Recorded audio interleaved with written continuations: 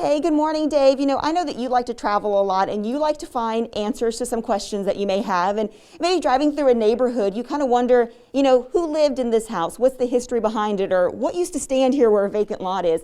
Well, we did just that in some neighborhoods here in Opelousas. We got to talk with some really amazing residents.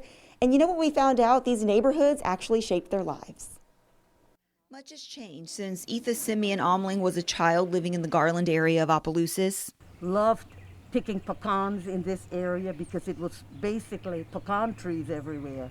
So every afternoon the neighborhood kids would get together and come out and pick pecans. Little did we know we would buy a house in this subdivision years later.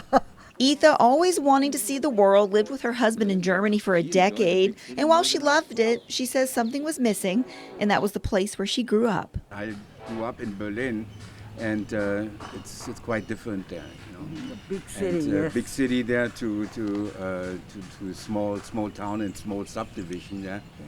But I like it because it's quite, except for the hammering sometimes. It's nice. Now, 40 years later, they're still in the same home off of Cruchette Drive. While faces may change, the memories remain the same. Those memories are what keep Pat Fontenot in Brickyard, living in the same home that he grew up in, the land his family has owned for generations.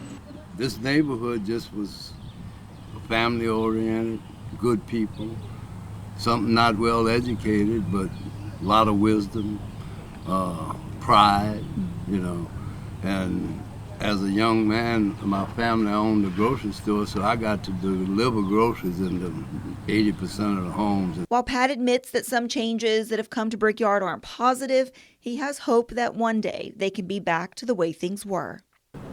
The neighborhood created us. Now the neighborhood is kind of hopeless, but we're going to energize it to the point where it can come back to be what I grew up in. That sentiment echoed by John Raymond Washington living in the Hill.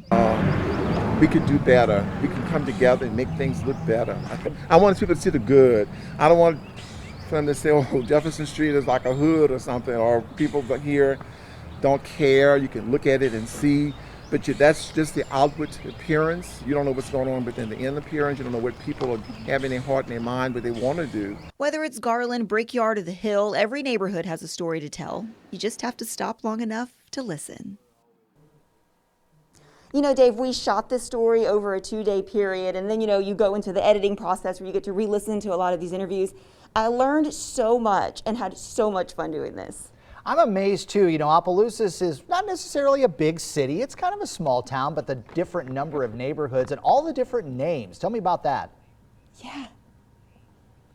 Okay, so in this story, we had the Garland area, and the Garland home, it's a family, and then they still have the home there in this neighborhood, so you can still see it there.